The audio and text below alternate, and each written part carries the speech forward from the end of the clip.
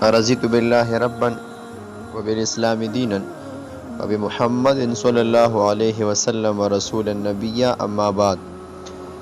آج ہم بات کریں گے ماہ سفر کے توہمات کے بارے میں، کہ ماہ سفر سے متعلق لوگوں کے جو توہمات اور غلط نظریات ہیں ان پر بات کریں گے۔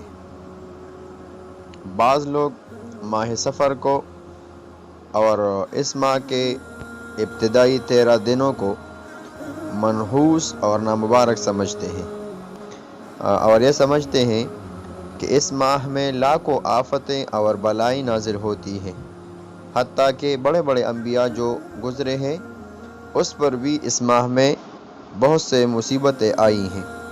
تو یہ یاد رکھنا چاہیے کہ یہ بات بالکل غلط ہے، اور یہ سب غلط نظریات ہیں۔ ماہ سفر کے بارے میں بہت سے من گڑت روایت مشہور ہیں۔ ان میں ایک مشہور قول یہ بھی ہے کہ عوام لوگ ایک دوسرے کو میسج کر کے بتلاتے ہیں کہ نبی علیہ الصلوۃ والسلام نے فرمایا ہے، جو شخص مجھے سفر کے مہینے کے ختم ہونے کی خوشخبری دے گا میں اس کو جنت کی بشارت دوں گا۔ تو یاد رکھنا چاہیے کہ بڑے بڑے محدثین حضرات کے نزدیک یہ روایت موضوع اور من گڑت ہیں۔ اس کو حضور علیہ الصلوۃ والسلام کی حدیث کہہ کر بیان کرنا، SMS کے ذریعے، واٹس ایپ کے ذریعے یا سوشل میڈیا کے ذریعے ایک دوسرے کو بیچنا، یہ ناجائز اور سخت گناہ ہے۔ کریم علیہ الصلوۃ والسلام کا ارشاد مبارک ہے، جو شخص میرے اوپر جان بوجھ کر جھوٹ باندھے تو اسے چاہیے کہ اپنا ٹھکانہ جہنم بنا لے۔ اور ایک حدیث میں رسول اللہ صلی اللہ علیہ وسلم فرماتے ہیں، میرے اوپر جھوٹ باندھنا کسی اور پر جھوٹ باندھنے کی طرح نہیں ہے۔ جو شخص میرے اوپر جان بوجھ کر جھوٹ باندھے تو اسے چاہیے کہ اپنا ٹھکانہ آگ یعنی جہنم بنا لے۔ بعض لوگ ماہ سفر کو منحوس سمجھ کر اس کی نحوست اور آپس سے بچنے کے لیے کچھ کام بناتے ہیں اور کچھ کام سر انجام دیتے ہیں۔ اول تو یہ کہ اس میں شادی بیاہ اور دوسری خوشی کی تقریبات سے پرہیز کرتے ہیں۔ کسی نئے کام مثلا کاروبار کا افتتاح ہو، دکان کا افتتاح ہو، ان کے کرنے سے اجتناب کرتے ہیں۔ گھروں میں اجتماعی قرآن خوانی کا اہتمام کرتے ہیں۔ مخصوص طریقے سے 4 رکعت نماز پڑھتے ہیں نفل۔ پہلی رکعت میں سورۃ الکافرون، دوسری رکعت میں سورۃ الاخلاص، تیسری رکعت میں سورۃ الفلق، چوتھی رکعت میں سورۃ الناس پڑھتے ہیں، اور پھر سلام کے بعد 70 مرتبہ تیسرا کلمہ پڑھتے ہیں، اور پھر سفر کی نحوست اور اس سے بچنے کی دعا کرتے ہیں۔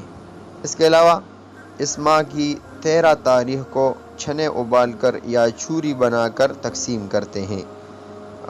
اس ماہ کے آخری بدھ کو بہت زیادہ اہمیت دیتے ہیں اور اس دن کے متعلق مختلف غلط نظریات رکھتے ہیں۔